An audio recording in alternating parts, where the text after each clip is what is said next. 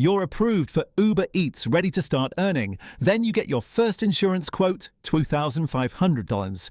Suddenly your new job is unprofitable before you've even started. It's the biggest barrier to entry for the gig economy, but then you see an ad for the Zego delivery app, promising pay-as-you-go insurance. Pay only for the minutes you actually work. It sounds like the perfect solution, but is this the future of gig work? Or is it a data tracking nightmare with hidden fees that could cost you your livelihood?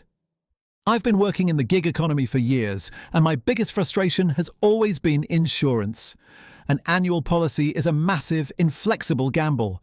If you get sick or your car breaks down, that money is gone. So I signed up for Zego. I linked my Uber and Deliveroo accounts, and for the past 30 days I've run a detailed ledger. I've tracked every hour worked versus every penny charged by Zego. Most importantly, I've read the 20-page policy document from start to finish to find the exclusions they don't advertise. This is the deep dive you need. Zego's marketing is brilliant because it targets the driver's number one pain point, cost. Their model rests on three powerful claims. Claim 1. Pay-as-you-go flexibility. This is the core promise. Why pay for a 24/7 commercial policy? Zego claims you just pay an hourly rate, and only when you are logged in and working for a delivery partner. Claim 2. Set it and forget it. Automation. This is the convenience. The app claims to integrate directly with your delivery platform. You log into Uber, Zego knows you're working and automatically starts your coverage. You log off, it stops.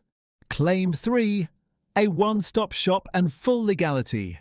This is the trust factor. Zego isn't a gimmick. They are a fully regulated provider, partnered with all major platforms, and offer bundled 30-day and annual plans. This sounds perfect, but my investigation found Zego's value depends entirely on who you are. First, the cost. Is it actually cheaper? The answer is only if you are part-time. My traditional all-in-one policy quote, SD&P plus H&R, was $2,400 for the year.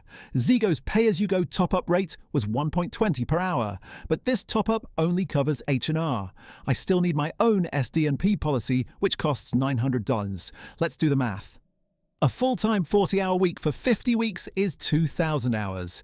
At $1.20 an hour, my Zego bill would be $12,400. Add my $900 base policy, and my total cost is $3,300. That is $900 more than the traditional policy. The break-even point for me was around 25 hours per week.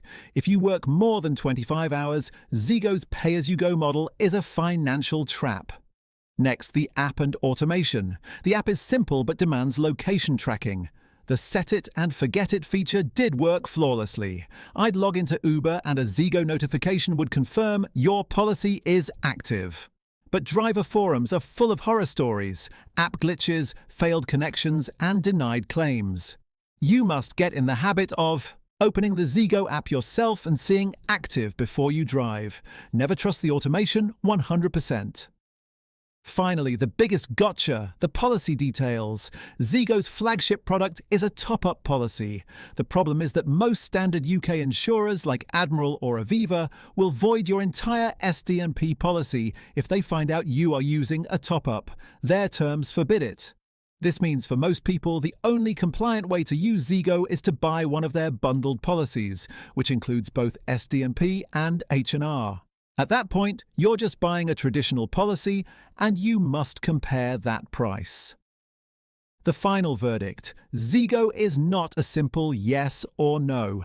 It is a specialized tool. If you are a full-time driver working 30+ hours a week, its pay-as-you-go model is not worth it. But if you are a part-time driver, a student working 15 hours a week, Zego is revolutionary. It makes casual gig work profitable from day one. Just be sure you read the fine print and solve the top-up problem before you drive.